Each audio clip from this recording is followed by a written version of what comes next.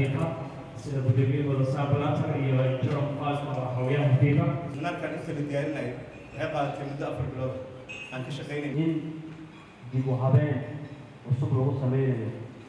I would like, on behalf of Somali Football Federation, thank for the FIFA to accept to start for Somali FIFA events. And when we look at the back, 1986 was the last time FIFA to hold an event like seminar. After 1986, there is no any FIFA events in Mogadishu, the capital city of Somalia. And that was, everybody knows, because of the civil war.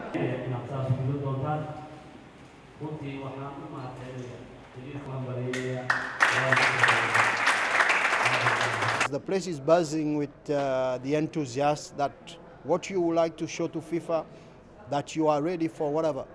So now you have to work through it, and I hope that my presence here will help to show not only FIFA, but the world of football that you are ready for what it takes to host any FIFA event or CAF event in the future.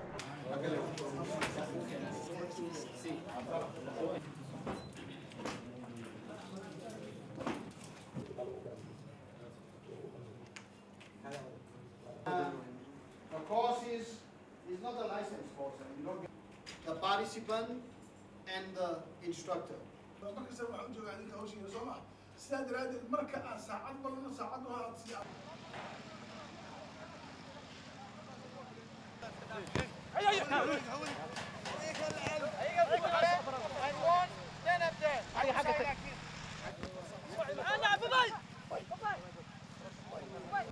runtii waxay tahay waxa anaga aan ku faani karna maanta ama noo faa'iida in koorskan aan ka helno aqoon waxa maxay tahay waxa ugu weyn in markii la tababarayo qof cunug yar ama qof weyn isku mid ma ah way kala duwan tahay marka skillska loo isticmaalo caruurtaas ayaan ka helaynaa koorskan haddii Ilaahay yiraah iyo waxa ugu muhiimsan oo ah in caruurta dhaqankooda la toosiyo loo soo jeeday dhinaca sportiga.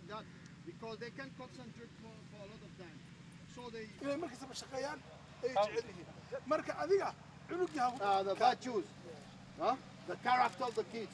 And even we are teaching them how to organize first of all, because you know the kids, they are all over the place. The first thing is to organize them, to give them responsibility. For example, taking care of the equipment, organize themselves. They could be also coordinating.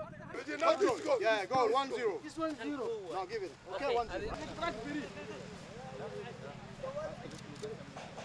Red.